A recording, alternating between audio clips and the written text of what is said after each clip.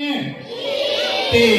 तो हम इन तीन रस्सियों को मान लेते हैं अलग अलग धर्म के इंसान, ठीक है। तो तीनों का साइज छोटा बड़ा है, ये सबसे छोटा, ये उससे बड़ा और ये सबसे बड़ा।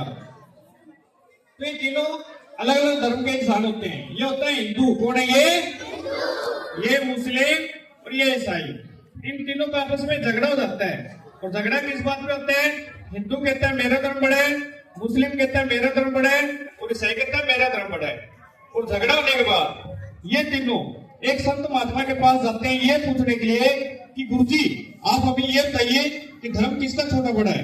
तो गुरुजी क्या करते हैं कि उनको अपने पंडाल में बुलाते हैं, उनको बिठा लेते हैं, और बिठाने के बाद उनके साथ सत्संग करते हैं, और फिर उनको बोलते हैं कि आप इस तरीके से एक दूसरे का हाथ पकड़ लीजिए।